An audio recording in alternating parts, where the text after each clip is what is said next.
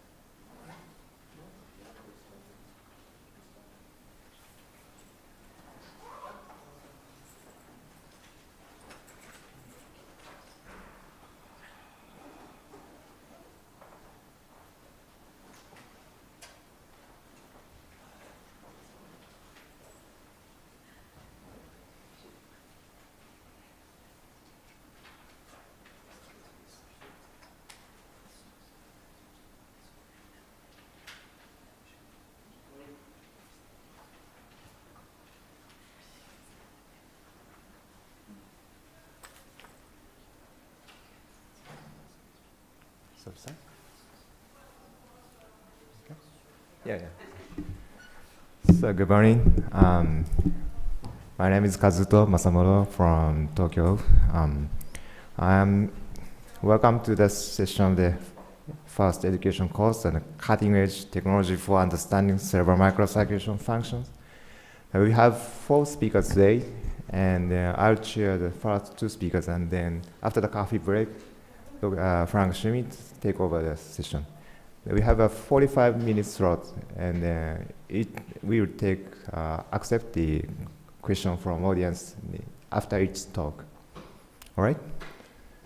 So let's begin the first speaker. I'm happy to introduce her, Dr. Frank Schmidt.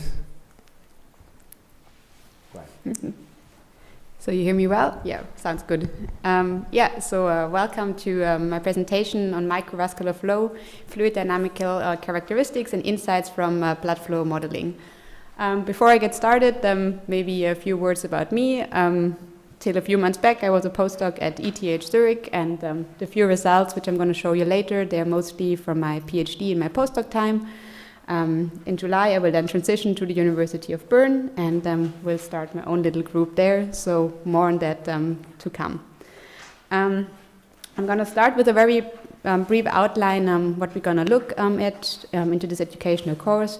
So first of all, we're going to have a look at just some general characteristics of the microvascular topology, just to make sure that we're all on the same page. Then I want to talk a little bit about how can we actually model microvascular blood flow, because that is what I do and have been doing. And then the second part of this presentation, I want to give you some examples of what we can do then with these blood flow simulations. And I choose kind of 3 different topics for that. So first of all, we're going to look a little bit into general perfusion characteristics of the capillary bed. And then we're going to have another look at alterations of the microvasculature and how we can study that again in our simulation framework. And here I'm going to give some examples on capillary dilations and capillary occlusions. So yes, the cortical vasculature. For those of you who are less familiar with it, so generally the vasculature of the brain has a so-called hierarchical structure. And what that means is that at the cortical surface, we have the pile vessels, which distribute the blood to all different brain areas. They are then followed from the descending arteries and the ascending veins. What is specific about these vessels is that they really dive down perpendicular into the cortex of the brain. And subsequently, we have the capillary bed, which is indicated here in green, which is a highly interconnected networks that then connects basically the descending arteries to the ascending veins, and is the key location where in the end oxygen and the nutrients are discharged to the tissue, or also where waste products are collected from the tissue to then be brought out of the brain again. This is just the outermost layer of the brain. We have the white matter below. Here the structure is a little bit less well structured. And most of my work focuses on this topology because it's also the locations where we have most neurons and where neurovascular coupling is most active. So we're mostly going to be talking about this area of the brain. A few words about the 3 different areas, so the pile vessels, the descending or the penetrating trees, and the capillary bed. Let's start with the pile and the penetrating vessels. Yes, so the pile arteries, as I said, they're at the surface of the brain, and they form what is called a 2D planar network. They also have many of these anastomoses, so these kind of loops, which makes the topology generally very robust to occlusions.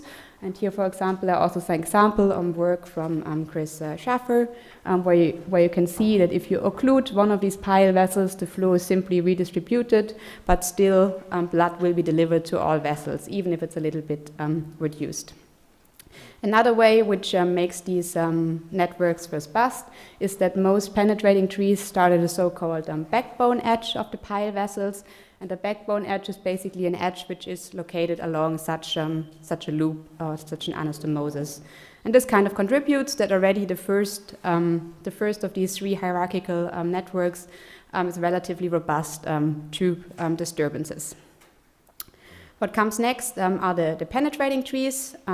They are quite different in their structure because, as you can already see here, they have more tree-like structure, and they're more like, so to say, one-dimensional, so they don't form a network but actually dive down into the cortex. What is important here regarding the penetrating vessels, that they are responsible for really delivering blood over the entire depth of the cortex. And to obtain that, they also have different penetration depths. You can also see this in this sketch here a little bit. Yes, what is not that well known yet, for example, is how are the different penetrating trees arranged. For example, is there always a short one next to a long one? And these kind of things, that's still something which still needs to be understood. What definitely is known is that they are kind of a very sensitive location in the vasculature, because there have also been done occlusion experiments by Nishimura's lab, where they basically occluded these penetrating trees, and then they could definitely really see that you have a severe infarct volume in the tissue around it. So they are, so to say, the most sensitive part of the structure for delivering blood flow.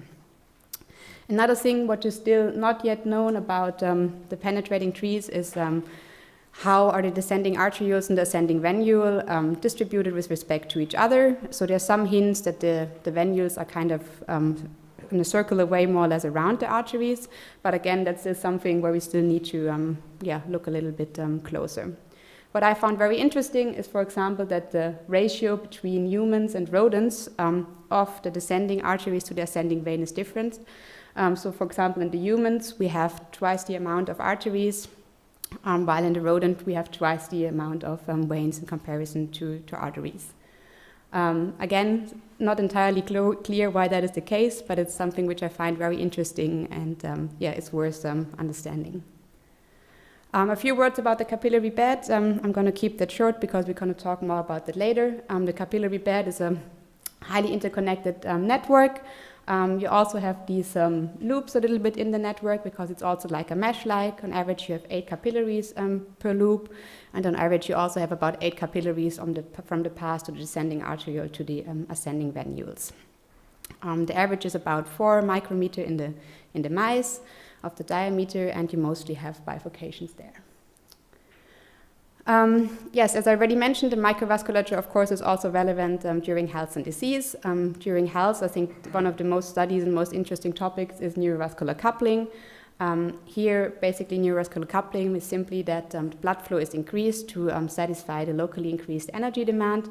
Also here, of course, there's still some open questions. So, for example, how local is actually the upregulation of blood flow? Or to give you another example, which vessel type is relevant to increase the flow increase, and how are the vasodilations orchestrated to obtain this necessary flow increase. Another topic is, of course, what are the communication pathways that trigger the upregulation of flow, but as that one is less fluid dynamically oriented, I'm not going to talk very much about this aspect. There's also increasing evidence that the microvasculature also plays a role during disease and aging. So we have reduced densities and also changes in the upregulation of flow. Yes, it's also been observed that, for example, during Alzheimer or in response to strokes, we have stalls in the capillary bed which reduce the overall perfusion. And That's also something which is very interesting to study and which can also be studied very well in our simulation framework. So here basically the key question is how long can a robust oxygen and nutrient supply still be guaranteed even if you have alterations in these networks. Here just two examples again. At the top you see microvascular networks that have been acquired in the lab of David Kleinfeld. They're embedded in a tissue volume of about 1 cubic millimeter and contain about 30,000 vessels. These are the networks I mostly work with, and you're going to see a little bit more throughout this presentation. At the bottom, you see more recent work. Since a while, it's now also possible to really acquire whole brain microvascular networks of the mouse brain, where you really have all vessels in the networks, and here we then have about millions of different vessels. Yes, so I hope I could already convince you that the microvasculature is really at the basis of the brain's energy supply, and that microvascular changes are also relevant during pathologies. And because of all that, it's really key that we have an in-depth understanding of the perfusion characteristics of the microvasculature. And I want to focus a little bit on how in silico modeling, first of all, can be done, and how that can generate some more insights that you're not accessible just by simply or just pure in vivo imaging. A few more words about in silico modeling. One thing where I think in silico modeling is really strong is to provide more information. And what I mean by that is that in vivo tools to commonly measure blood flow in the brain is first of all two-photon microscopy. That has the advantage that you really can look at individual vessels and get a good representation of the flow field in a small subset of vessels. So that's the kind of high-resolution imaging techniques. And on the other hand, you have the larger scale imaging techniques like Bolt fMRI, where your resolution isn't as good, so you can't look at individual vessels. But on the pro side, you get an impression of really what is going on the brain scale. However, as you can see, there's quite a big gap kind of between these different scales, and there's slowly some more imaging techniques coming up which kind of close this gap a little bit, but I think that's also a place where in silico modeling can really help, because in our simulations we get basically flow rates in all capillaries where we simulate the flow field, and we can upscale that, for example, on the larger scale. So in silico modeling can really help to kind of close this, what I call the imaging gap. Another advantage of in silico modeling is that you can perform parameter studies quite easily. So for example, I can just occlude a capillary or remove it from my simulation and see what impact does it have. And that is something which is also very challenging to do in vivo, simply because one change likely also triggers many other changes, and the system isn't static, it's always dynamic, and so it can be more challenging to kind of separate cause and effect. Of course, there are also some kind of difficulties with modeling, because every in silico model contains simplification and assumptions, and you have to be aware of them. Another thing is, of course, we need to validate our models, but that's also something that is difficult.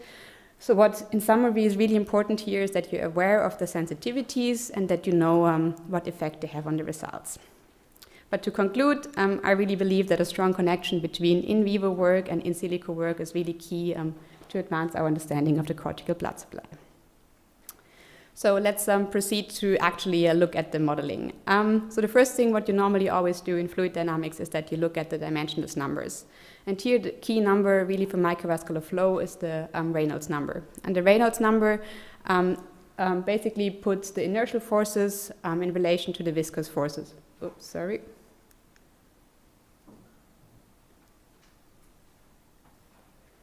Let's see if it comes back.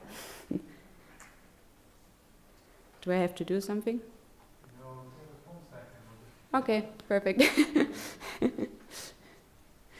Yes, I already see it back here. Yes, thanks. Yeah, so as I said, the Reynolds number puts the inertial forces in relation to the viscous forces. And in the microvasculature, what we have here is that we have really, really small Reynolds numbers in all vessels we were talking about. And that basically means that inertia can be neglected in these flow fields, and that we're really in the Stokes regime. And I'm going to give you an example of what that means a little bit more practically. So if you look at the picture on the right, that is basically a flow where you have inertia playing along. And what you see here is that if inertia plays, the flow kind of separates a little bit from the wall here, and you get a little weaker circulation zone, simply because the flow is dragged in that direction. Yes? If you look then at the other bifurcation, you're going to see that you don't have this recirculation zone. Yes, so here you can see the flow didn't detach.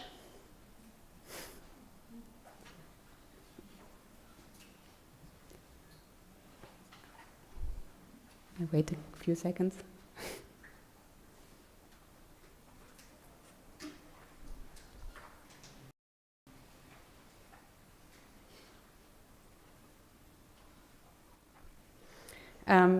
Yes, I can continue like that. And yeah, as you could see, the flow didn't detach at the second example, and this is because here inertia doesn't play the role, and the viscous forces are really what drive and define the flow field. And that means that the flow can really directly follow the curve. In a few slides later on, I'm going to explain what implication that has for our modeling, but it's important to keep in mind that we really don't have inertia in the microvasculature. Yeah, sometimes it's also a little bit compared. If you think about honey or something, it's just a very viscous fluid that flows in the microvasculature. Yes.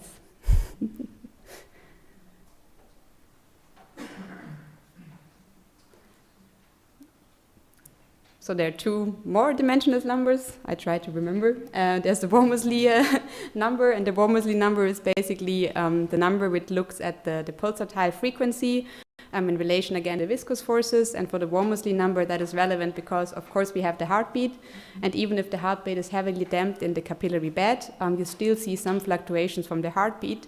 However, also here it's good because also there the Wormsley numbers are very, very small in the microvasculature, and because they are so small, we can also say that for the average behavior, the pulsatility for the heartbeat doesn't play a very big role for our simulations. The third number which we have is the Dean number, and the Dean number looks at the ratio of the centripetal forces to the viscous forces. Again, this is relevant because, of course, our capillaries aren't straight. They are highly have a high curvature and are very tortuous. And here again, we have to think about the fluid dynamics, because it might play a role if we have to resolve this tortuosity of the vessels or not. But again, because we have such small dimensions and such a high viscosity, that means that we don't have to account actually for the tortuosity of the vessels. And we can assume, or we can simplify our simulations by assuming that our net vessels are straight, and we still get a good approximation of the flow rates. Yes, so that would have been that slide. Now it's getting more challenging without slides.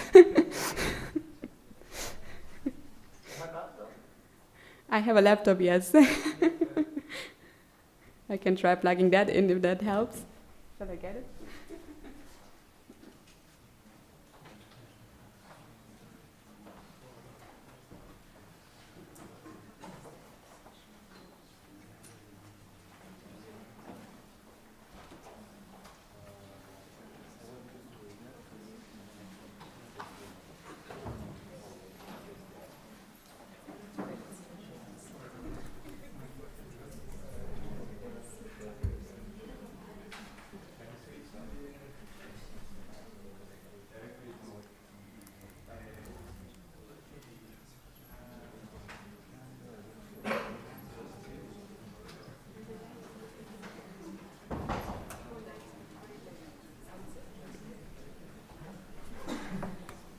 Shall I try plugging that in somehow, or? Yeah. Oh, there we go again. All right. So yes, that's what I just explained. So we have the Reynolds number, the Wormsley number, and the Dean number, and they're all, as I said, very small in the microvasculature, which is an advantage for our simulation because it simplifies many things. Yes. So as I said, the Reynolds number is small, and we're going to look at how it's going to help us to model blood flow. First, we're going to look at the case where we don't have any red blood cells in our network. And the good thing is, because we have such small Reynolds numbers, we know that in a capillary, our flow profile would be parabolic, which you see here. And that also means that we can solve basically the flow rate in that vessel like in a pipe. And that would be that we can compute the flow rate from the pressure drop and the resistance in this vessel. And the resistance of the vessel is basically what you see written here. And what is interesting here is that it scales with the length of the vessel and the diameter of the vessel to the power of 4. And this relationship is actually directly derived from the Navier-Stokes equation. So it's really kind of the equation for fluid dynamics, and it really holds accurately for the flows we're looking at in the microvasculature.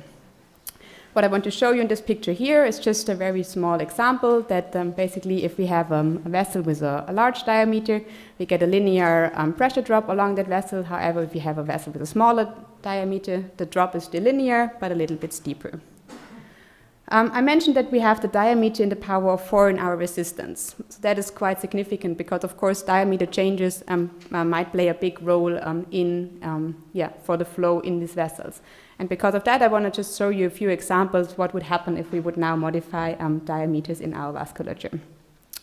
For this toy example, we're going to assume that we have a constant pressure drop across these vessels, and we're going to look at how does the flow change in relation to the baseline flow rate which we have in that vessel. And if we just assume that we dilate the whole vessels, we get kind of the full effect of this power to the 4 relationship. So that means our flow change is quite significant in function of the diameter change.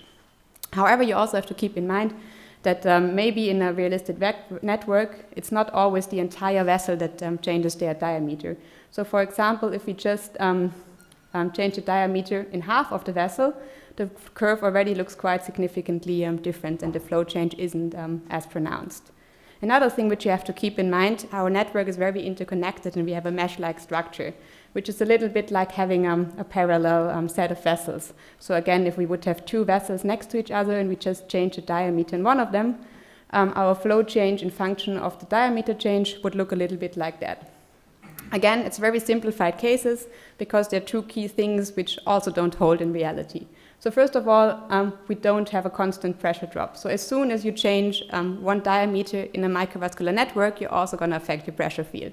So that is something which is going to change. And another thing which you have to keep in mind, the microvascular networks are very highly interconnected, and because of that, it's not really clear what kind of connections of the vessels do we have. Do we have just a parallel connection, or likely it's a mix between a complicated parallel connection and a series connection?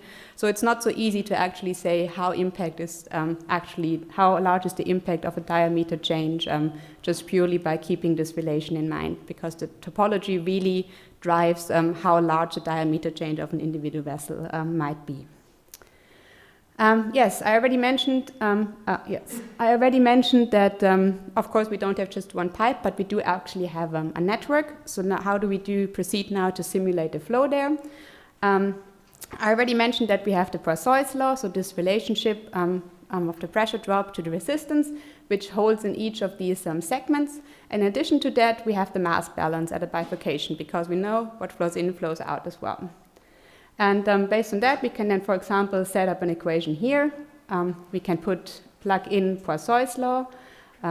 We can also use the transmissibility instead of the resistance. And the equation which we get, for example, for this node would look a little bit like this.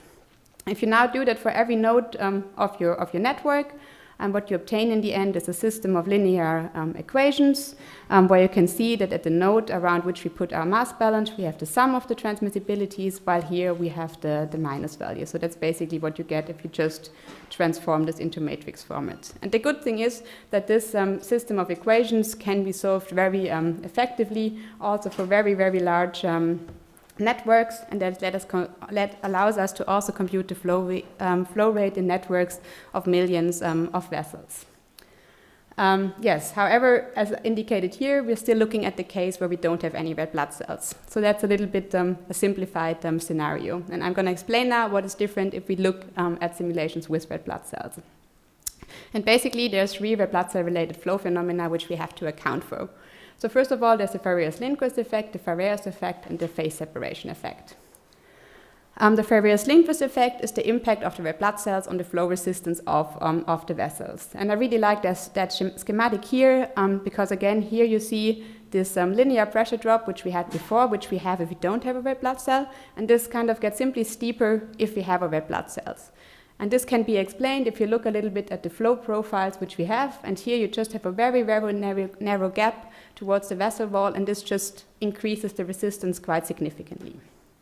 What we need now to still be able to compute the flow rate is we need a new relationship that kind of describes the pressure drop with the red blood cells. And what is commonly done here is that to compute the effective resistance of the vessels, we add in the relative apparent viscosity. And the relative apparent viscosity that can be computed from empirical relations that have been derived already a while back by Axel Priest and Tim Seekomp. And here you can see how basically this relative apparent viscosity can be computed in function of the diameter and the hematocrit which we have in that vessel. You also see that we have two different curves here for the in vitro and the in vivo. The main reason for the difference is basically the endothelial surface layer, or most likely the endothelial surface layer.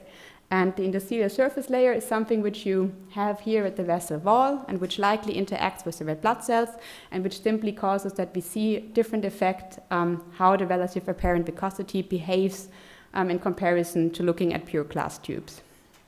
A little bit more about the in vivo curves which you see here.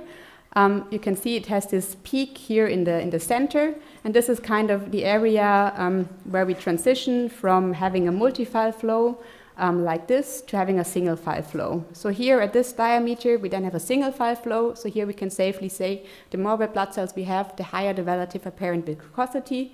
But in this intermediate regime it's a little bit more difficult because here the cells have to arrange, there's a lot of interaction, we have 2 file flows, 3 file flow, they are squeezed a little bit against the vessel wall, and that's kind of why we get this peak here in the in vivo formulation. The next effect is the Fourier's effect, and again we're going to look at the flow profiles. You see again this parabolic flow profile which we have if we don't have any red blood cells. If we compute the average velocity of that, we have this flow velocity for pure plasma flow. And if you now think about the red blood cells travel in the center of this vessel. And this also means our flow profile looks a little bit more like that, because of course the red blood cells has the same speed all along. And if we now compare that to our the arrow of the parabolic flow profile, that actually also means that the red blood cells travel on average faster than the bulk flow. Again, here we have some empirical relations which were also derived by Priest and Seekomp, which let us compute how we can obtain the red blood cell velocity in function of the plasma velocity and in function of the vessel diameter and the hematocrit, and from that we know how fast our red blood cells travel on average in that vessel. Yes, so far we've been looking at one capillary. However, we also have bifurcations. So what happens at bifurcations is that the red blood cells distribute different than pure plasma flow. And that is interesting because together with the Fourier's effect, it actually makes it in the microvasculature we have a biphasic flow. So the red blood cell phase doesn't behave exactly the same than the pure plasma phase. And then we're going to start by looking at that in a relatively large vessel. So here you see the fractional blood flow, and here you see the fractional red blood cell flow. And what you can see here already is that, for example, if the blood flow, that for example, if we have a higher blood flow in one branch, that branch will also receive a higher red blood cell fraction. And this kind of causes then effects that the red blood cells distribute differently. Here we also have different diameters of the outflow branches. So for example, if we look at 0.5 fractional blood flow, we can see that the branch with the larger branch receives more red blood cells than the other one. And what is interesting about these curves, they have also been derived by Priest and al. in work in the 90s, is that if we now proceed to smaller diameter vessels, these curves tend to get steeper and steeper. And that means the steeper or the smaller the vessels basically are we're looking at, the more pronounced gets this effect that all red blood cells follow basically into that branch where we have the higher flow rate.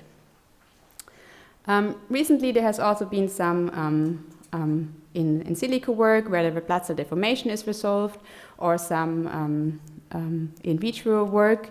What is interesting here is that for the intermediate regime, where you have these 2-3 red blood cells traveling next to each other, you also have some confounding effect for these phase separation curves. For example, it can happen that the red blood cells accumulate across the vessel wall, and this can then kind of cause different phenomena than what you've just seen in the average behavior before.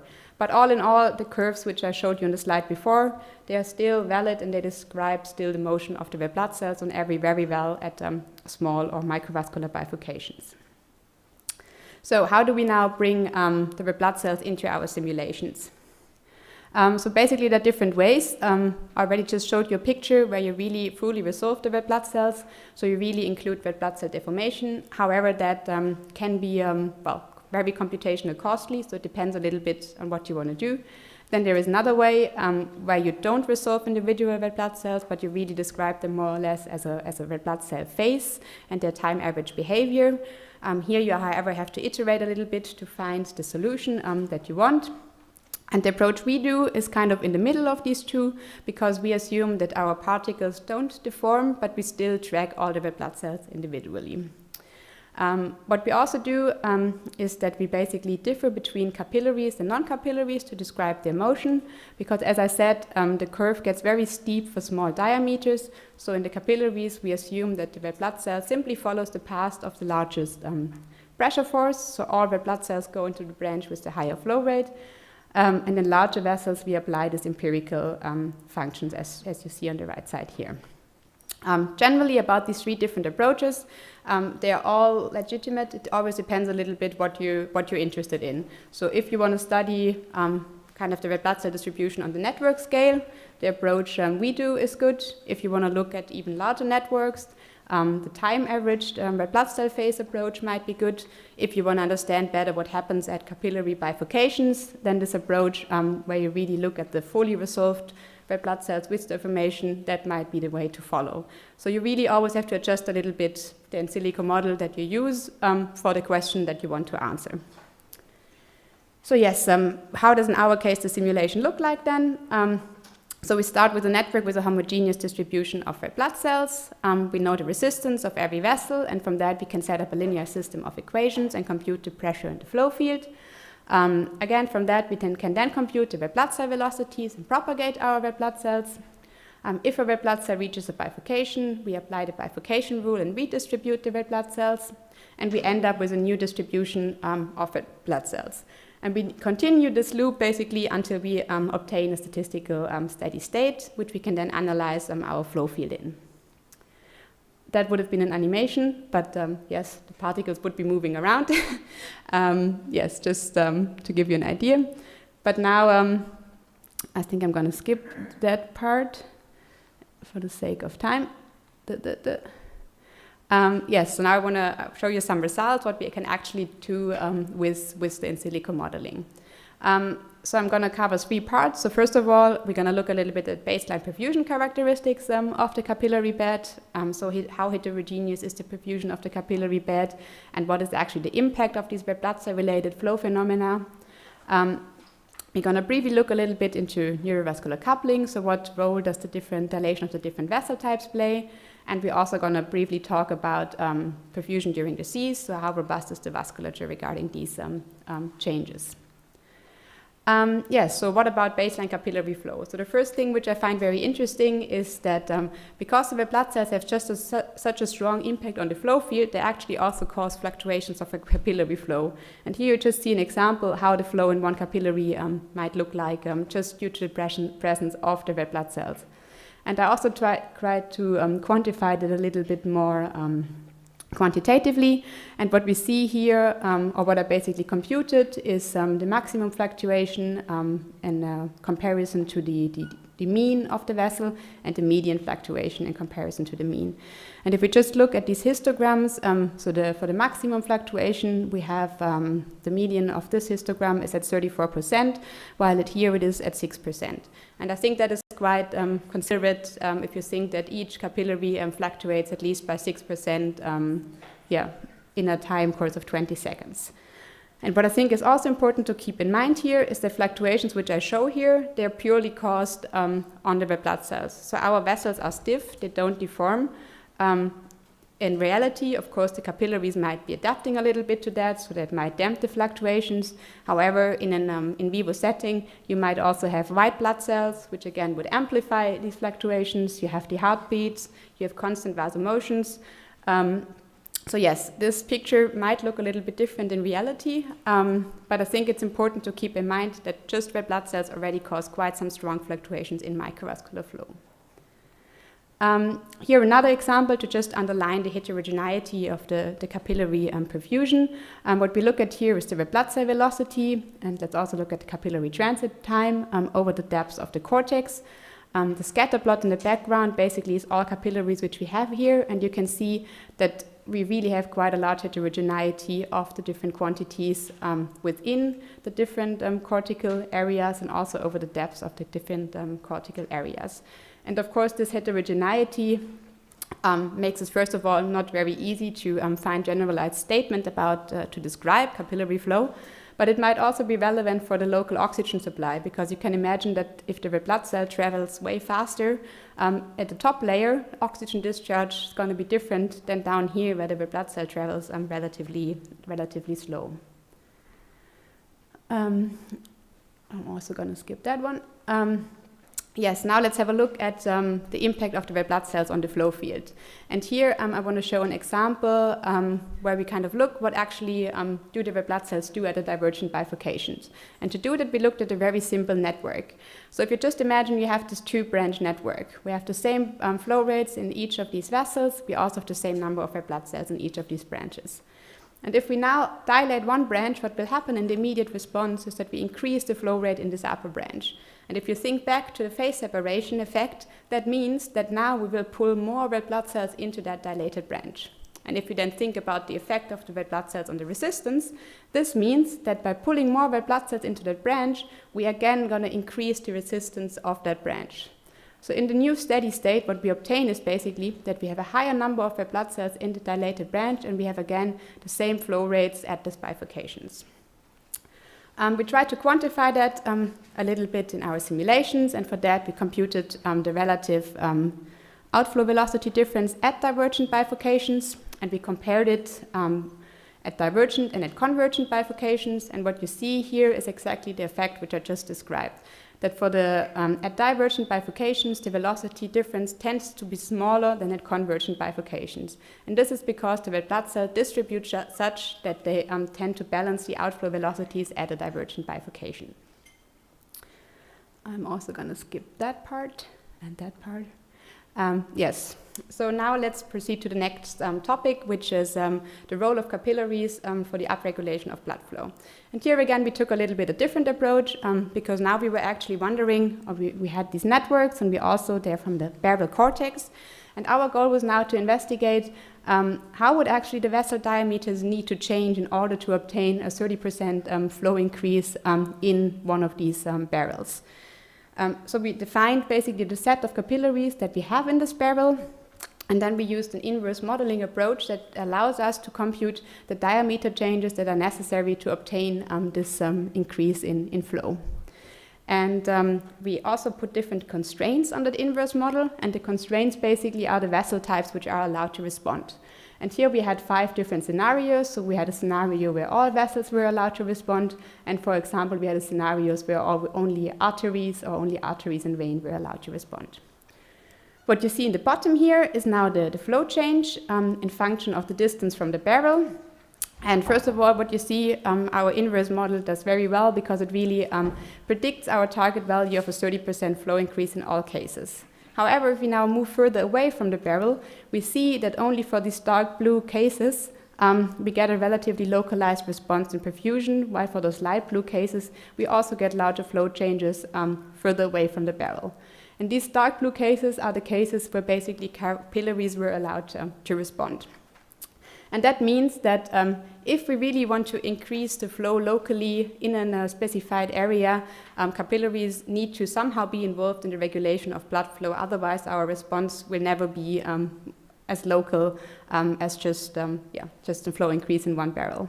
And what is also interesting here is it's what is shown in the upper plot here is the diameter changes that are necessary to obtain this, this flow increase.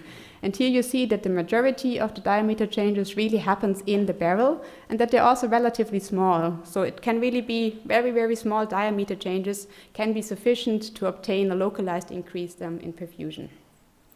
Yes, and as you see down here, this work was actually not done by me, but by a PhD student I'm co-supervising who is also here and who's presenting his new work in the postal session and is probably also happy to talk about this work if you're interested later on.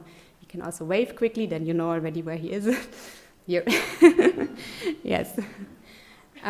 Yes, so let's proceed to a quick example about capillary occlusions.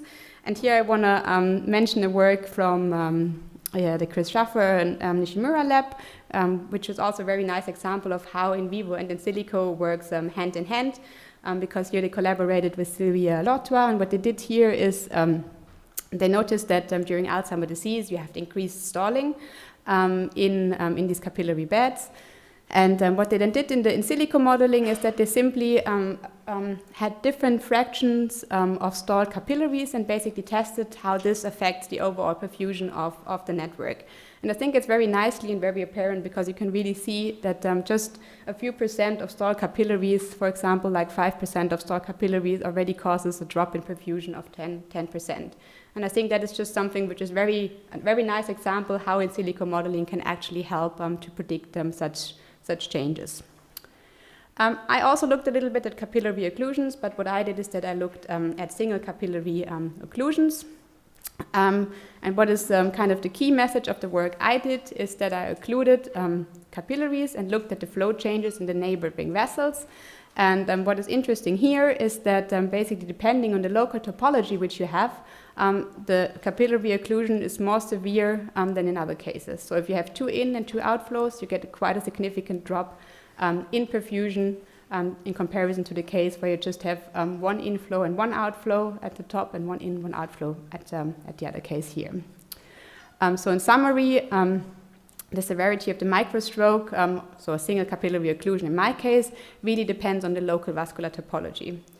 And of course, we were then wondering what role does the local vascular topology, or how often do we see these different topologies then in our realistic network?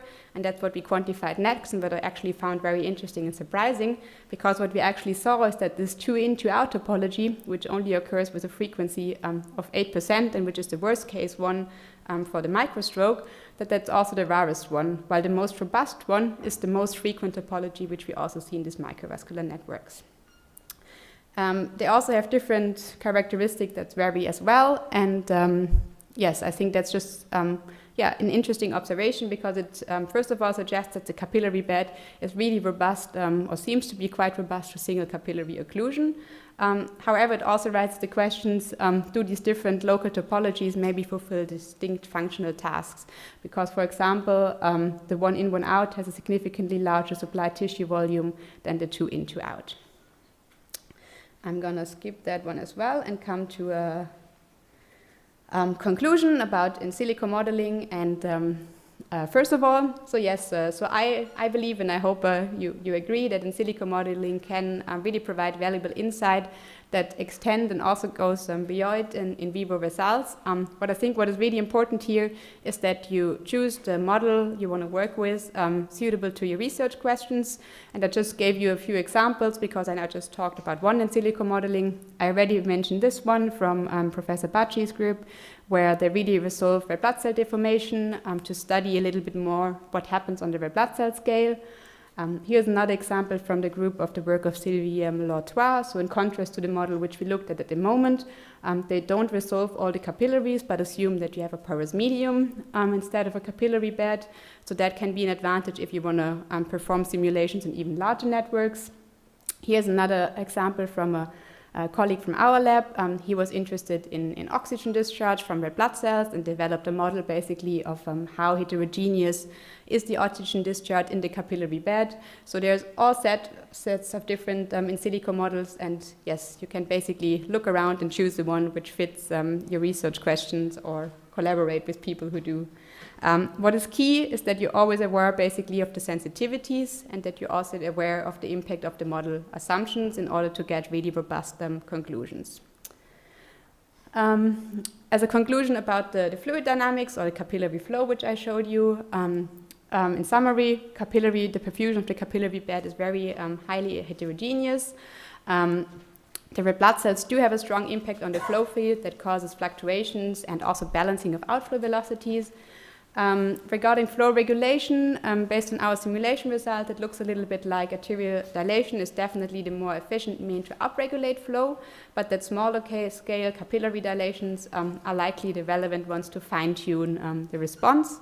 And regarding the disturbances, in microstrokes or pathologies, the capillary bed seems to be generally pretty robust to small local disturbances, but of course if these add up, they can also become quite severe. And last but not least, we identified these different local vascular topologies where I still would like to understand if they have different functional tasks for the nutrient supply in the brain. And yes, with that I would like to thank you for your attention, and I'm happy to answer questions.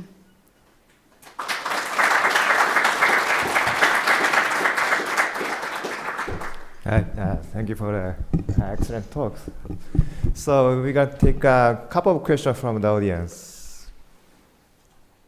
Anybody?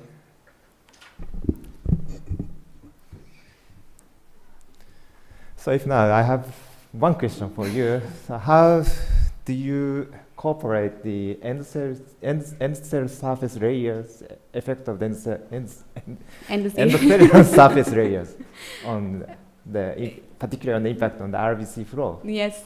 So I mean, I do it basically by these empirical functions. So I can, yes. I mean, you have seen that there are different empirical functions to describe the effect or the interaction between the red blood cells on the interciliar surface layer. So in my setup, it's simply indirectly in the simulation by using the in vivo formulations. But of course, again, it depends really on what you're looking at. So there are definitely different ways. So I know that also, for example, yes, Team Seecomp, he also developed a model where he really modeled it kind of like as a soft medium at the vessel wall, which also deformed depending on the speed of the red blood cells. So again, it depends a little bit on your research question. In my case, it's just indirectly in the model due to empirical functions. But of course, you can also develop models where you really resolve it. You can just look at the mechanics, but there might also be some chemistry going on, so you can also look into that. So it depends really a little bit what you want to look at. But in my case, it's very simplified, included in the model and not directly. Yeah, I understand. But any potential effects on depend on the location of the capillaries? I think, I think generally, I think on the scale we're looking at here now, where I really look more at the red blood cell distributions on a network sense, I think it probably doesn't play a major role. It wouldn't change the results totally. But if you would look at the scale of a few vessels, I think that's kind of the scale where it might be different, where you might see also differences, for example, for the phase separation or the resistance. Again, I mean, there's also the concept, yes, that the endothelial surface layer gets thinner if you have faster red blood cells. Yes, that might play the role in the resistance, and potentially it might also be a mechanism to somehow reduce the resistance locally. There's also there was also some work on that, for example, that red blood cells become more deformable, which can also interfere with the resistance. So there are definitely these effects which I think on the scale of, let's say, I don't know, maybe 20, 30, 40 vessels, they might be relevant, and the model I use is probably not ideal, but on the network scale, I think you're probably on the safe side to use that model. Yeah, right. So any potential difference in the arterial side and venous side? Any? Regarding the endothelial surface layer, or yeah. I don't know. not an expert. Not an expert in that. I mean, there's definitely some difference. I don't have the slides. I mean, there are definitely some differences. What I noted, for example, with these local topologies, of course, you have, for example, this 2 in, 1 out. That is more common on the venous side, while, for example, the one which one is it? This one is more common on the arterial side, because once you're more distributing flow, while on the other side you're more collecting flow, so they develop a little differently.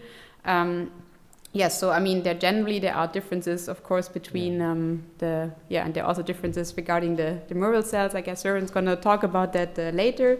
So there are definitely differences, but again, it depends always a little bit what you're interested in the moment, if you need to consider them or not. Go ahead. Hi, I have a quick question. Where? So, you talked about the vasomotion and different frequencies that can affect Yes. obviously velocity. Yes. Have you modeled it, or do you have any speculation of how they affect?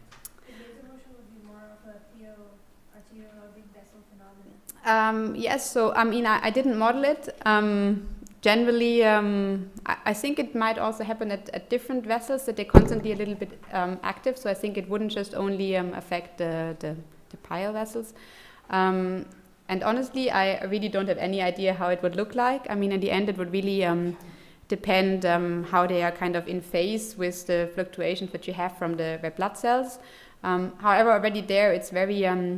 So I was just looking, for example, in that study, I was just looking at capillaries and kind of tried to find if they have some kind of harmonic phase or something, but already the individual capillaries, they're super different in the way they fluctuate. So it's very hard to kind of say a general effect which would come from vasomotion, just because the fluctuation within the capillary bed, they're already very out of phase. And I would assume that the vasomotion, well, I guess the vasomotion on the pile level, that would be something bigger, which affects everything a little bit. So I would assume that doesn't interfere. But if you have more fine-tuned vasomotion of different levels, then again, it's very hard to say anything how that would affect basically the capillary field. I mean, I personally always have been wondering if considering all these effects would basically rather in average decrease the fluctuations or increase it that. But again, I honestly find it very hard to guess what would happen. So I honestly don't know. Any other question? Here, back. Hi, Franca. Thank you very much for the nice talk. I was wondering, for the local vascular topology, did you do the statistics but only for the capillary bed? Yes, it's... Because, as you said, we expect to have more of one kind of topology on the arteriolar side and one more on the venous side. But for the capillaries, do you have a similar distribution? Yes, it's only for the capillary bed, and I think I don't have the figure on the backup slides.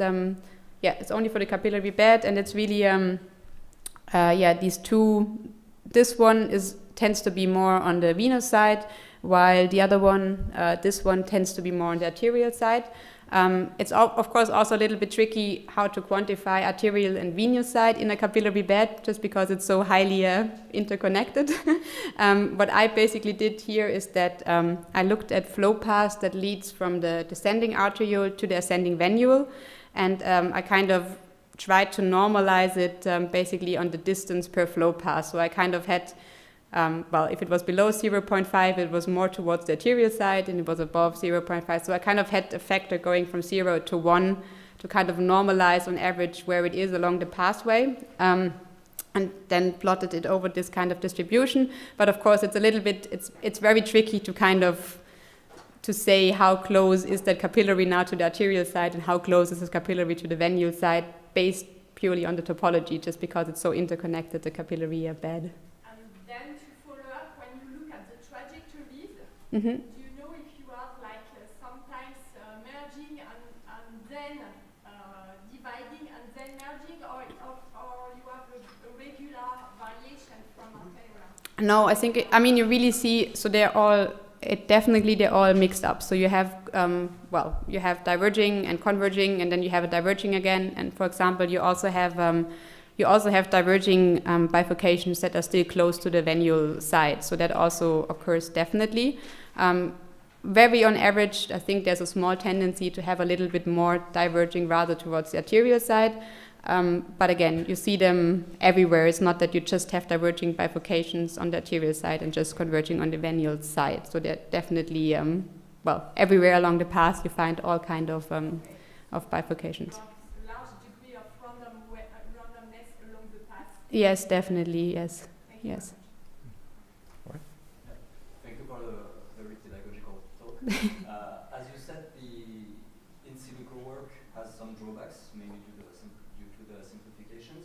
What are for you the main limitations of the results you presented due to the simplifications you had to? That's a good Repeat question. Repeat the question.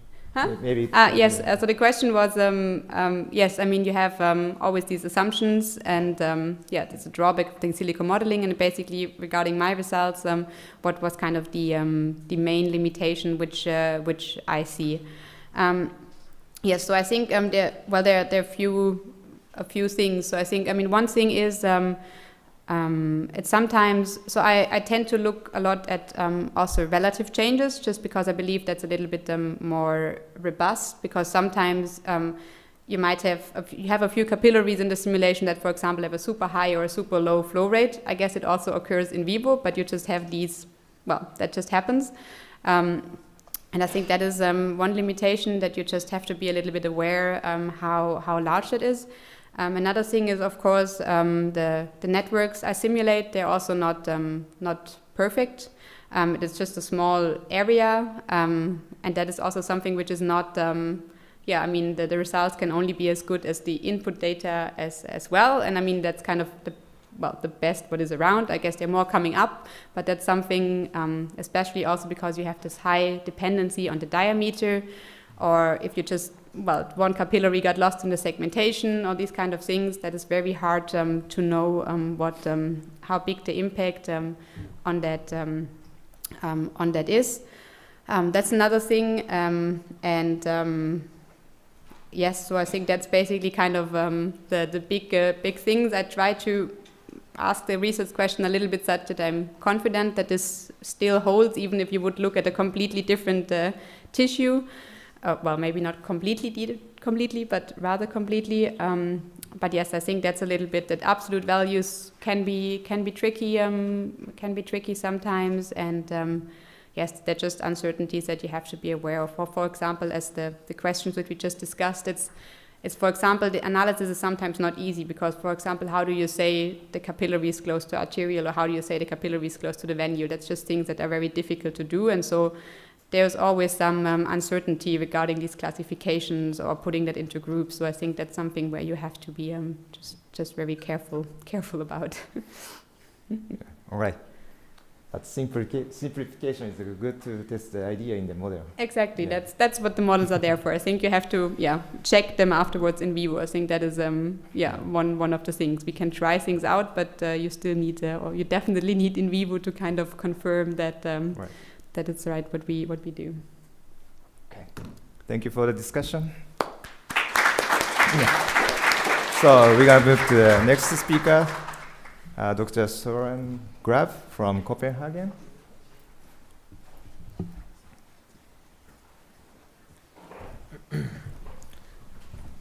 Hello. How do we get? Okay. So my presentation is called Precapillary Sphincter Myogenic Response in the Aging Brain. And I'd like to thank the organizers and Caso for inviting me to give this presentation. So first of all, why are we interested in vasculature in the brain? One of the reasons is that, how is the laser pointer here? Okay. Is that the blood oxygen level dependent imaging, the BOLT fMRI, we actually look at a proxy for nerve activity. So what we're looking at is where there's increased blood flow. And I think Franka very nicely explained how penetrating arterioles look like. But you have blood flow coming in here from the penetrating arteriole, and then on the outside of this penetrating arteriole you have neural cells, smooth muscle cells or pericyte, call it what you want, and then the penetrating arteriole branches out into capillaries. And right here in the first order capillary, we have found that there are these precapillary sphincters that regulate the blood flow to the capillaries.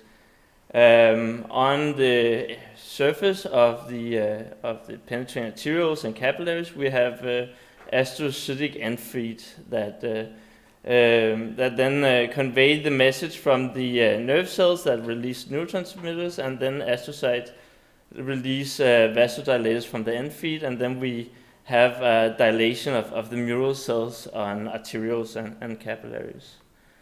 So just to give you an overview of my presentation here, first I'd like to introduce microcirculation and precapillary sphincters.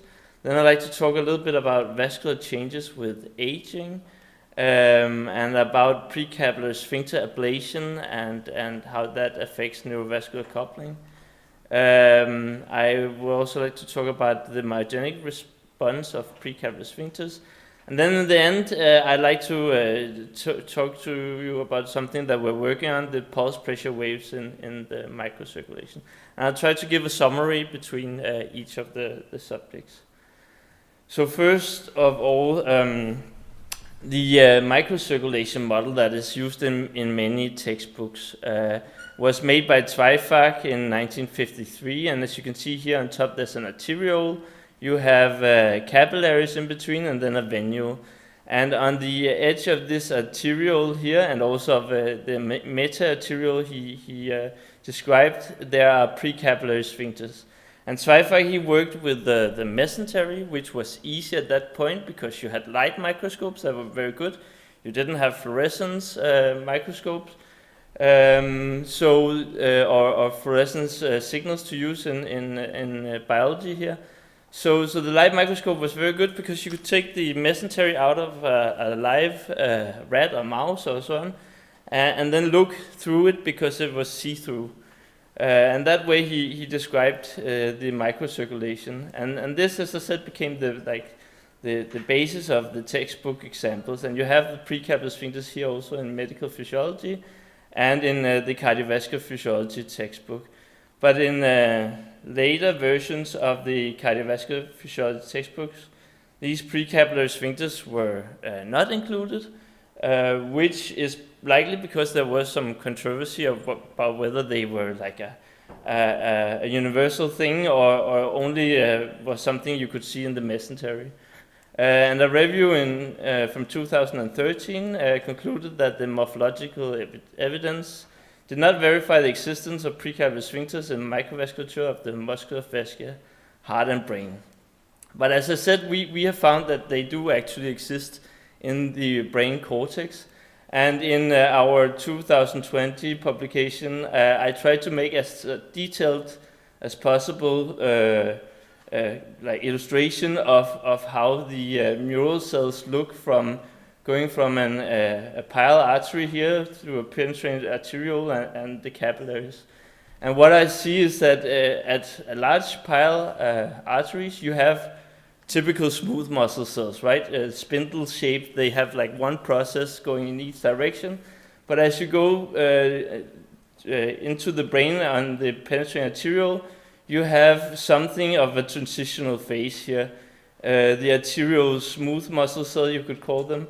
But they don't look like normal smooth muscle cells. They have more rounded nuclei, and they have more than one process in each direction, maybe 2 or 3 processes, and that's what I'm trying to illustrate here. Then you have the precapillary sphincter here, which I have a zoomed in version of here, which is encircled by this mural cell that has kind of like a banana-shaped nucleus because it goes like around the precapillary sphincter.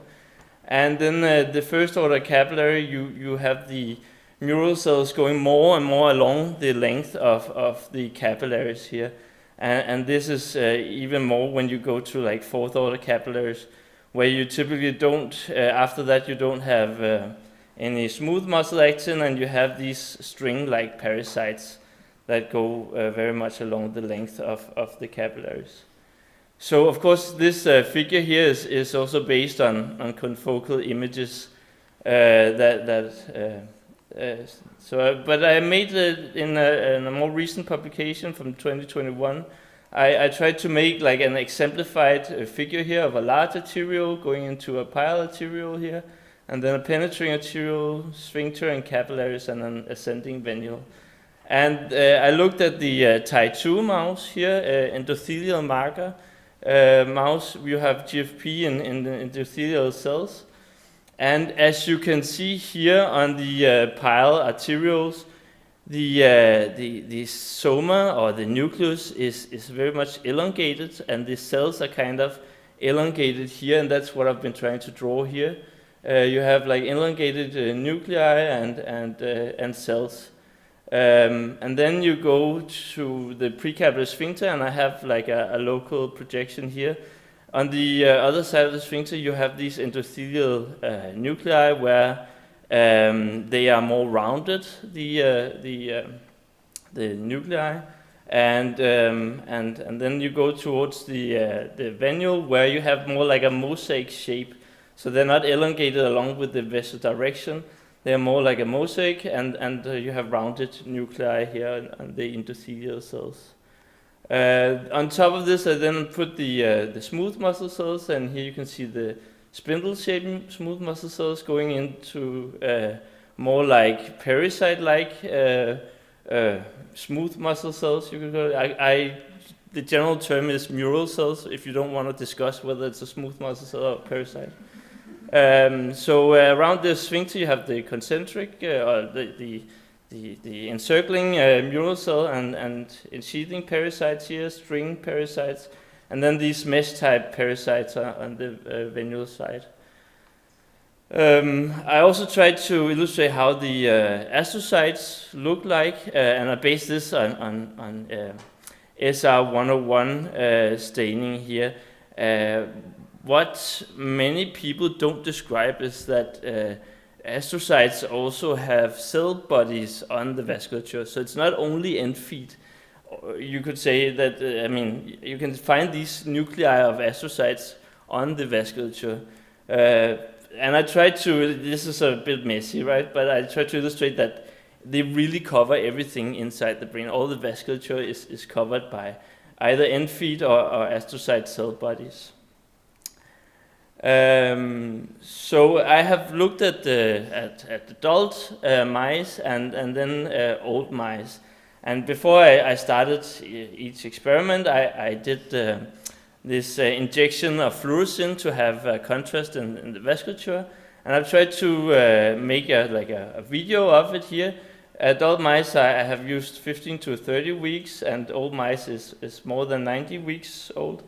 And you can see here the fluorescence going through the arteries, through the capillaries, and ending up in the venules. And if you do a time-lapse color coding, you can get like early is red and late is blue.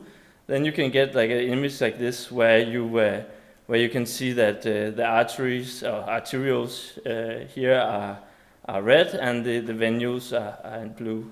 And what you can see is in old mice, it's kind of like wrinkly, right? You have these tortuous vessels, and also the penetrating arterioles are very tortuous. So that's one thing. I also tried to then, with 2-photon microscopy, to do like these large maps of the vasculature, where I did set stacks, so like volume recordings, and then stitched them together. A lot of them I stitched together, and then I got like this big map of the cortical vasculature. And then I used a mirror, a program to segment it, and I tried to segment it in order of the capillaries, and I have like color coded them from dark red to blue, so you can kind of see that from the penetrating arterioles they branch out more and more towards the venules. And here I've showed each segment, one segment at a time, where you go from the arterioles towards the venules. Oh yeah. So with this, I show here that I can also like look at only the resistance microvasculature, which I call the first to fourth order capillaries. And when I try to then quantify this, you can see that there is some differences between adult and old mice, especially here in the resistance microvasculature. And if I take the average of the first to fourth order, you can see it's actually significantly reduced in the old mice. So you have less resistance microvasculature in the old mice, and I think this could mean that there's a larger role for the remaining precapillary sphincters for regulating blood pressure and flow. So to sum up this first part, precapillary sphincters form large resistances upstream of capillaries. Resistance microvasculature, first to fourth order capillaries, is decreased in the aged mouse cortex. And this may increase the relative role of precapillary sphincters. So with aging, we also get stiffening of our vasculature. And if you look like at a large artery here, like the aorta or something, you can get this fibrosis and so on. So it makes it more stiff. And this affects the pulse pressure. So if you look at the pulse pressure of an adult, left ventricle here and an old human left ventricle, you have higher pulse pressures. Partly because the aorta does not absorb as much of the pulse pressure, and also the rest of the vasculature is more stiff, so the pulse pressure is conveyed out to the microcirculation, and from there it can actually reflect back. So you can kind of see the reflection wave here and here in the adult, and in the old humans it becomes more a part of the systole, and that exaggerates this pulse pressure. So it becomes a part of the systole, and then it increases the penetration into the microcirculation again. And a study from 2019 did a ligation of the aorta so that they could have higher pulse pressure in one brain half and normal pulse pressure in the other brain half. And what they saw is that this pulsatile flow is actually damaging for the endothelial cells, and this can cause inflammation, increased blood-brain barrier permeability, lead to hypoperfusion and cognitive decline. And also in an Alzheimer's mouse, they saw increased amyloid beta deposits. So I'm of course interested in this because precapillary sphincters, they form large resistances from going from the arteriole to the first order capillary here.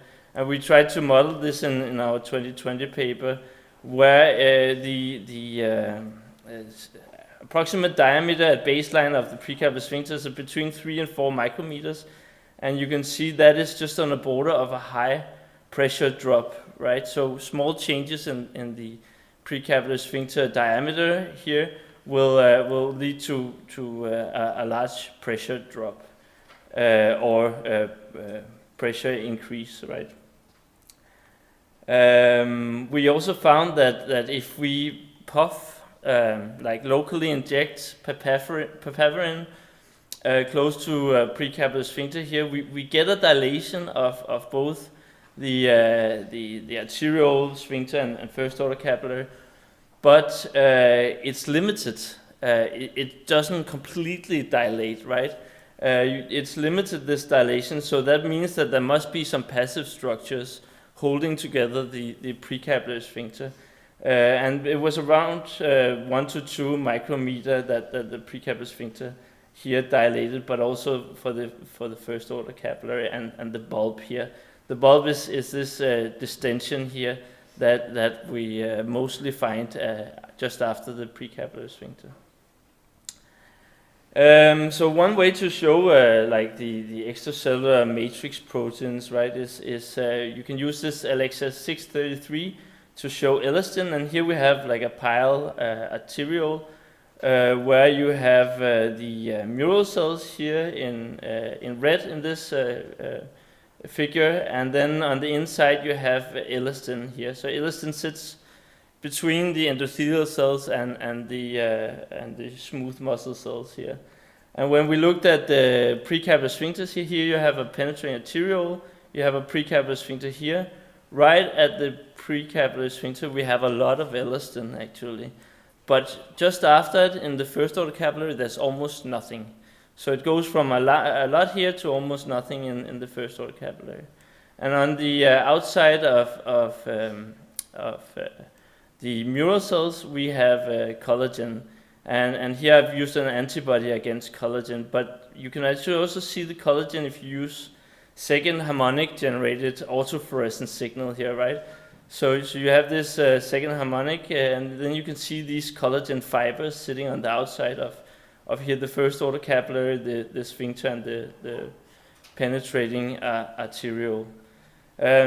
Now we have like this new public data set that Andy Shih was so nice to make a paper about. And from this data set, I can actually also see individual collagen fibers sitting here just on the inside of a fibroblast here near the precapillary sphincter. You have the mural cells here and the endothelial cell here. And then the yellow arrows here, they mark the elastin. So you can also see the elastin from this EM data set. Yeah. So the hypothesis we have here is that these precapillary sphincters may have a role in either absorbing or reflecting the pulse pressure waves coming from the cardiac cycle. So that the pulse pressure waves downstream of the precapillary sphincters are dampened, and this may then protect the capillaries. So to sum up this part, pulse pressure waves increase with aging-related vascular stiffness. Pulse pressure waves can damage the blood-brain barrier and cause cognitive decline. And passive structures exist to limit precapillary sphincter dilation. And our hypothesis is that precapillary sphincters could either absorb or reflect pulse pressure waves. Let's see. So we have this method to test or to give the vasculature and the mouse brain a hypertensive challenge, right?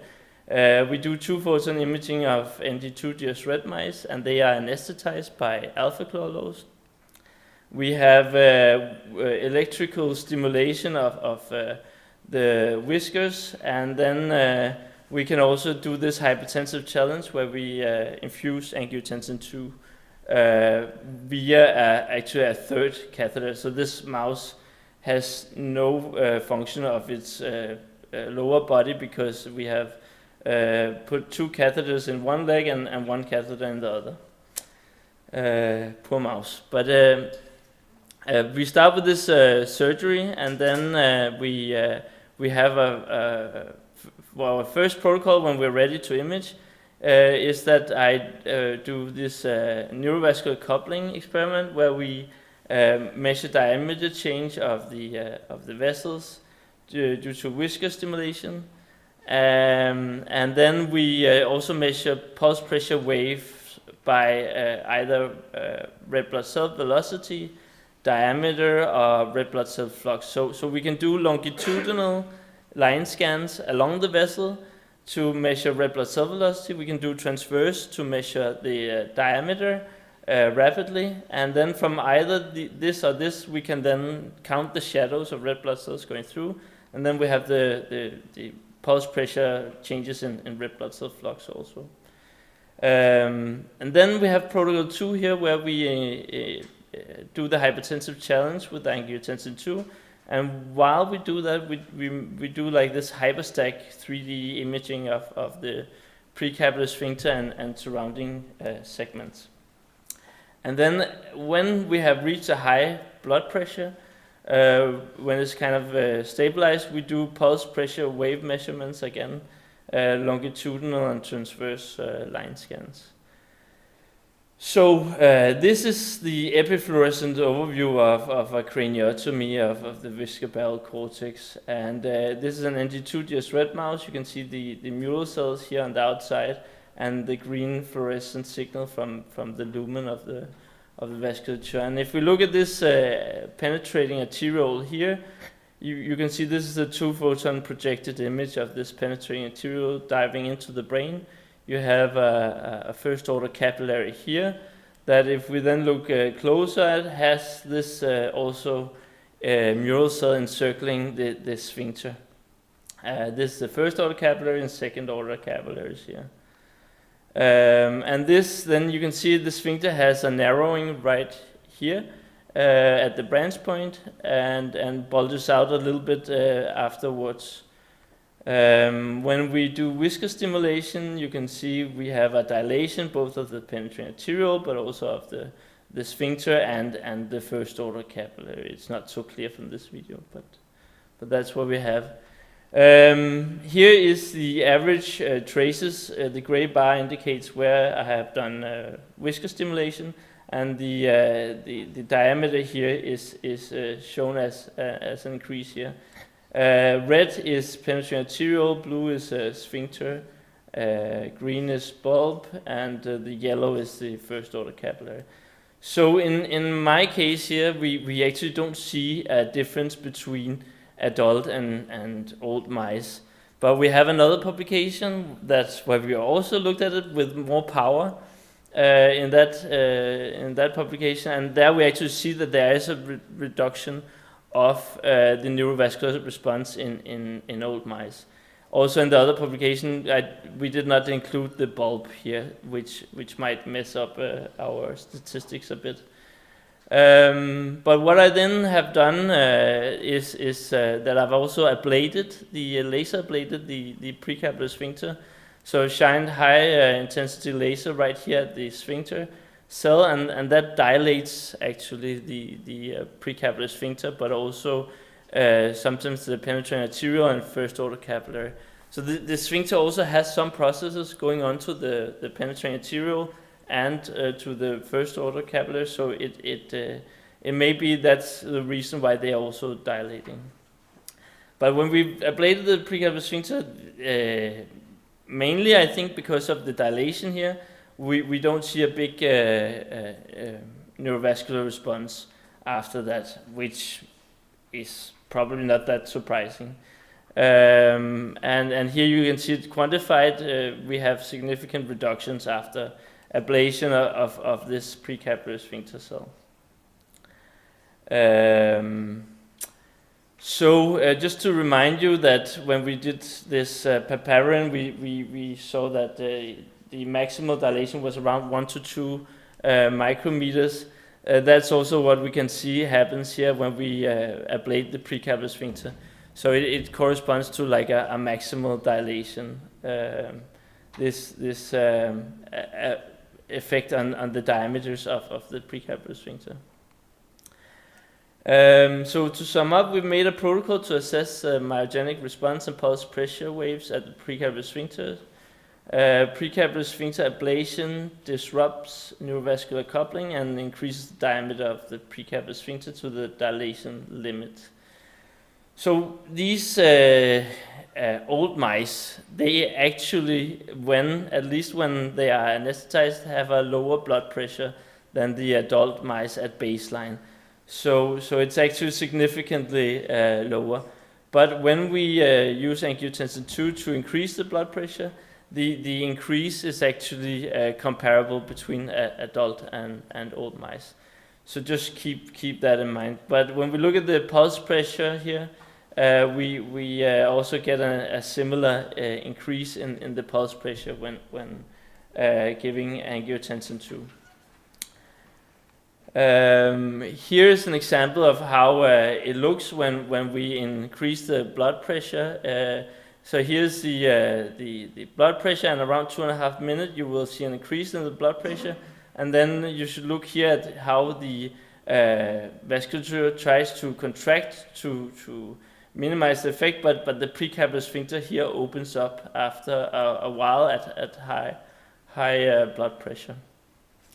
So this I've tried to show in this figure here, where you have the blood pressure increase after angiotensin II, and then I've made an outline here of at baseline how the vasculature looks here, the penetrating arteriole, sphincter, and first order capillary. And then in red, I've shown what happens at high blood pressure. You get often that the penetrating arteriole is able to contract maybe a little bit, but the precapillary sphincter and bulb, and sometimes also first order capillary, they distend with this pressure. So you could say this is kind of an auto-regulation breakthrough, right? And this is what I see in the adult mice. The red here, you have the penetrant arteriole. This is the diameter change after the angiotensin II. You can see the blood pressure here in gray, and then the red here is penetrating arteriole. It is actually pretty good at keeping its diameter, but the precapillary sphincter here in blue, it just dilates in the adult mice.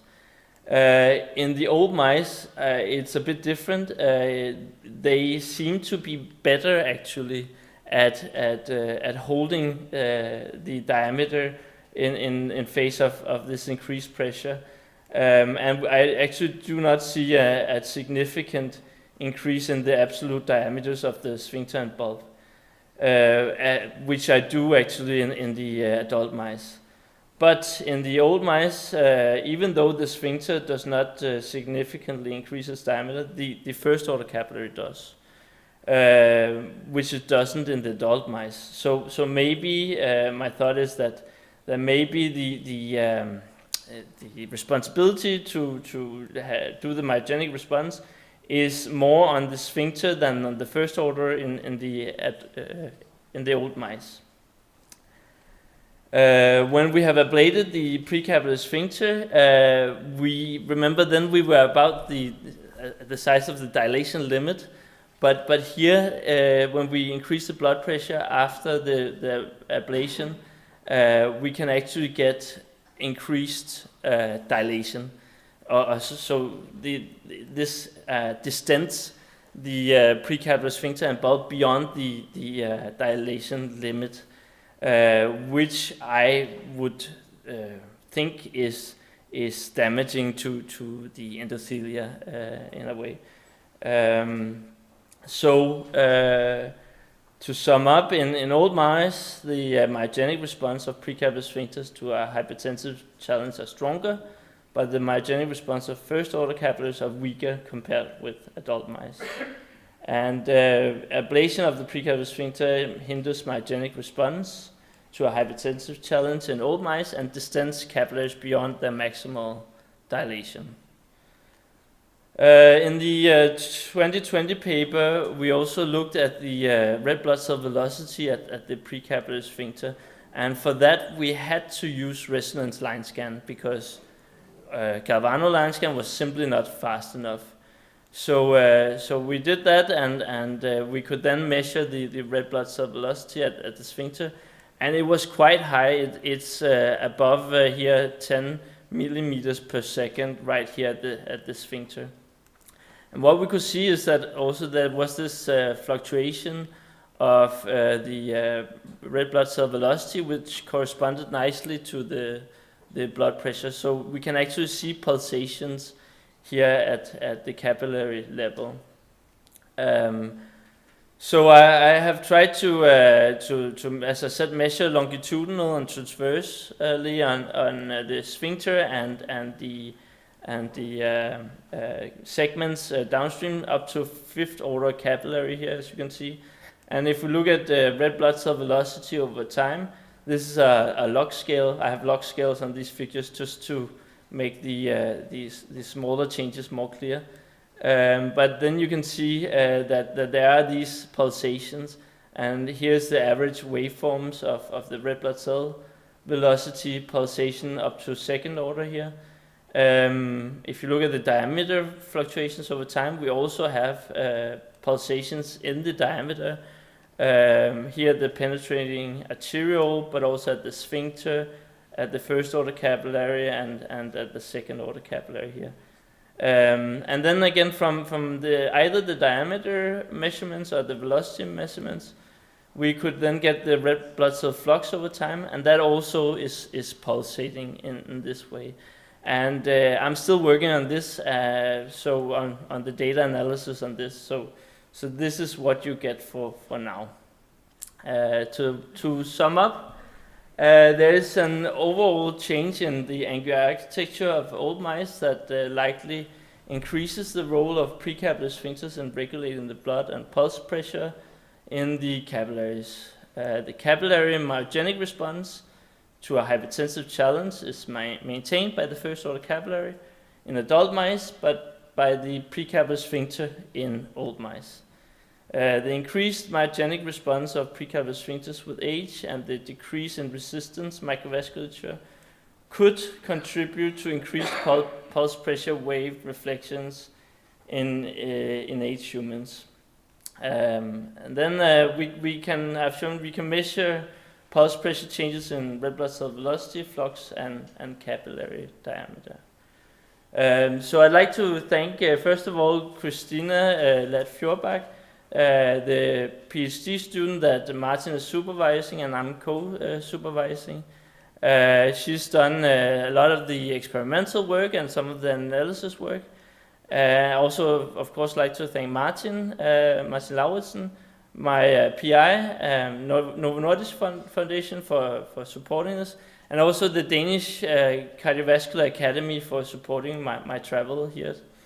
And I'd also like to thank Michael Lønstrup for microsurgery assistance, and Shangxi Kai for her MATLAB script to analyze the angioarchitecture data.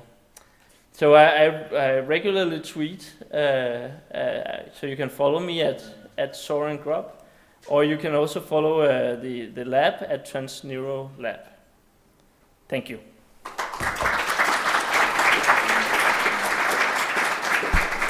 Hi, thank you for sharing a lot of data sets. So we got take a question from audience. All right, so go ahead. Wonderful talk. I have two questions. One of the questions is, do you see these sphincters only at the first order capillary, or do you see them at other orders too? Yeah, so what we've shown in this 2020 paper is that they are mostly at the first couple of branches of the penetrating arteriole. And the reason for that, I believe, is that they are required when you go from a large diameter or a large pressure to a low pressure quickly, right? If you need a big pressure drop, they are very efficient at lowering the pressure. So you don't have to, like as the arterioles do further down in the cortex, then they just divide equally, right? Mostly. But if you go from a large penetrating arterial diameter to a small capillary diameter, you need something that gives a high resistance, and that's where they are. That's where I see them. You can have indentations also on the along the length of the first order capillary, or on the branch point to second order capillary, but I have like focused on the arterial branch points for precapillary. Yeah, so I mean you have enshielding parasites sitting downstream of that, but I'm not sure I would then call them precapillary sphincters, because like the original definition was on the border of arterial to capillary, right? You have contractile mural cells all the way up to fourth order capillary, so any of them can also have a small local indentation. Yeah. The second question was more a speculative one. Yeah. Have you looked at the calcium signal in those sphincters, because they're essentially kind of neural cells? Yeah. I have started that work. I don't have it. Yeah. Just speak at the audience. Oh, sorry. Yeah. So the question was whether I have looked at calcium signaling in precapillary sphincters. Yes, I have. I don't have the data ready yet, but yes, I have some data on that. It's very interesting. Okay. Yeah. Thanks. So if you do an ablation to the sphincters, Yeah. neurovascular coupling is completely shut up? Yeah. So I think it's because you dilate them out to the maximum, Right. and then they cannot really dilate much more. How about the signal transmission from the capillary to the... That's also a good point. Actually, Rodin, one of the first guys to look at precapillary sphincters in the 70s, he looked at the electron microscopy images, and he could see that right at the precapillary sphincter is, but that was not in the brain. That was in the hind leg of a rabbit fascia vasculature. But he could see that right there were a lot of myoendothelial junctions, especially many at the precapillary sphincter. So it could also be a hub for communication between endothelial cells and vascular neural cells. And I'm also interested in that. No, I mean the calcium imaging may answer the question today. Maybe, yeah. So another question, the bug. Very great talk. I would be interested in the long-term consequences of the ablation of the sphincter. So we get the chance to see what's happening on these vessels later on, like weeks or even months. Yeah. Are they spontaneously regenerates these sphincters, or other neural cells are just kind of taking over? I think that's a great question. I would love to do that if I had the time.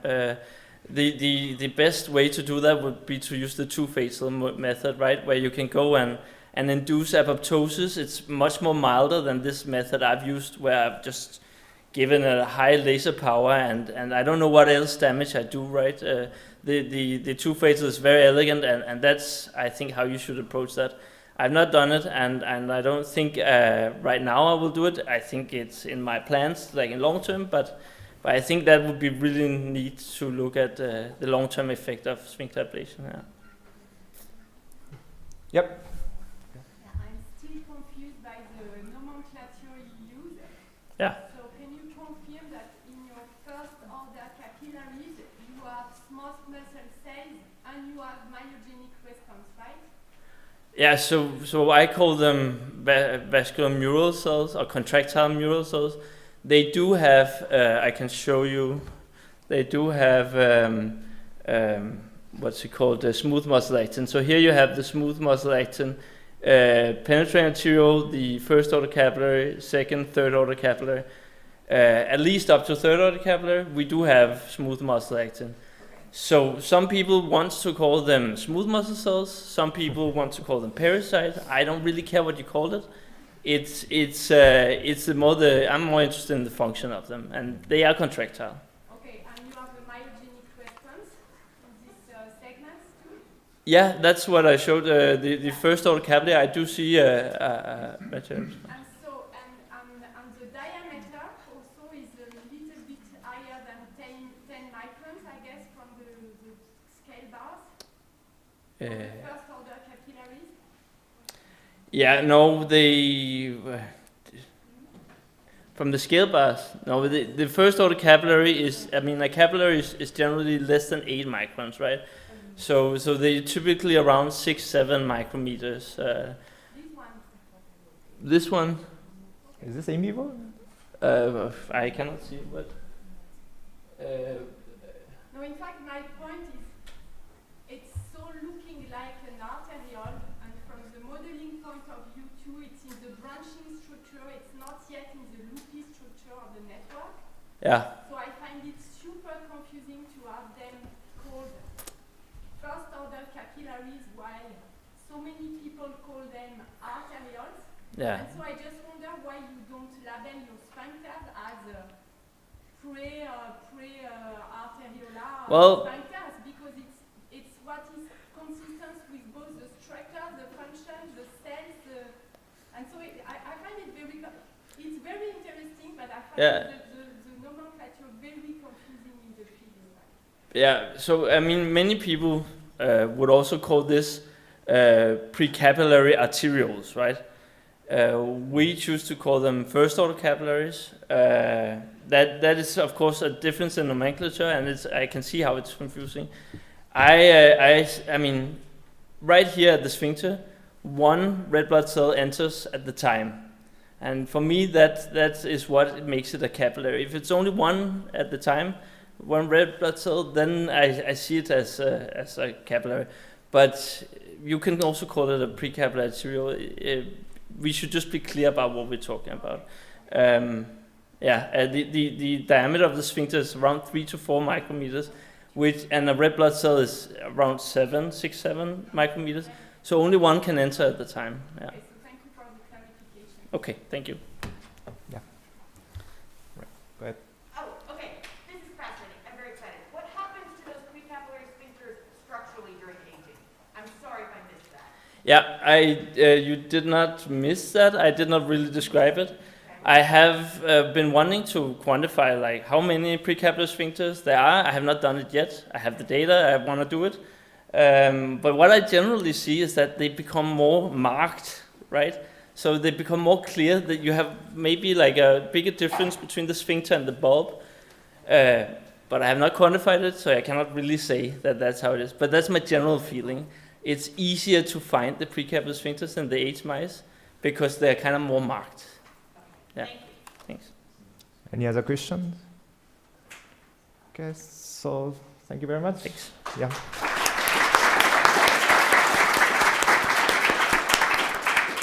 Now we're gonna have a coffee break, and let's come back to the 10:30. No, 11. 11, yeah, 11.